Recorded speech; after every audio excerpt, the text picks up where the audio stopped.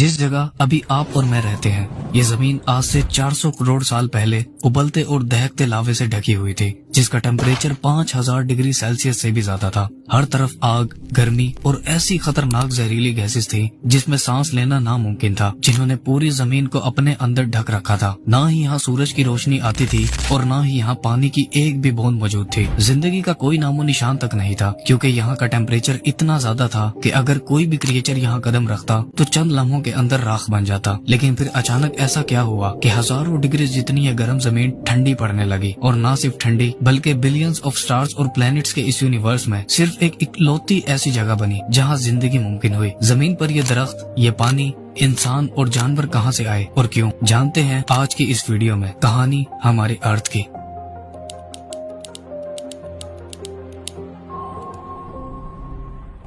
आज से करीब 6.5 बिलियन साल पहले हमारी स्पेस में एक डस्ट और गैसेस से बने क्लाउड और एक स्टार के अलावा और कुछ भी नहीं था। पूरी स्पेस एकदम खाली और खामोश थी। साइंटिस्ट ने इस गैसेस के क्लाउड को सोलर नेबुला का नाम दिया है। ये क्लाउड मेनली हाइड्रोजन और हीलियम गैसेस से बना हुआ था, जो यूनिवर्स में सबसे ज्यादा पाए जाने वाली एलिमेंट्स में से हैं। इसी क्लाउड में और भी कुछ एलिमेंट्स मौजूद थे, जैसे ऑक्सीजन, कार्बन, नाइट्रोजन और सिलिकॉन, जिनसे हमारे सोलर सिस्टम के ज्यादातर प्लैनेट्स बने हैं। ये बादल करोड़ों सालों तक ऐसे ही स्पेस की खामोशी में 100 लाइट ईयर्स तक फैला हुआ था। यानी लाइट को इसके स्टार्टिंग पॉइंट से एंडिंग पॉइंट तक पहुंचने में पूरे 100 साल लग जाते। लेकिन एक दिन इसके पास मौजूद उस स्टार में, जिसका हमने अभी जिक्र किया, एक बहुत बड़ा धमाका हुआ, जिसे साइंटिस्ट सुपरनोवा एक्सप्लोजन कहते हैं। ये धमाका इतना ज्यादा भयानक और इंटेंस था कि इसके फटने से उस क्लाउड के अंदर की सारी गैसेस, डस्ट और सारे एलिमेंट्स बड़ी ही तेजी से कंप्रेस होने लगे, जिसके नतीजे में ये अपने सेंटर की तरफ कोलैप्स होने लगा। इस कंप्रेशन के दौरान ये क्लाउड बड़ी ही तेजी से घूमने लगा। जैसे जैसे ये कंप्रेस होता गया, वैसे वैसे ये एक रोटेटिंग डिस्क में बदलता गया। इस प्रोसेस को सोलर नेबुला हाइपोथेसिस कहते हैं। इस रोटेटिंग डिस्क के सेंटर में एक न्यूक्लियर फिजन रिएक्शन होने लगा, जिसका टेम्परेचर 15 मिलियन डिग्री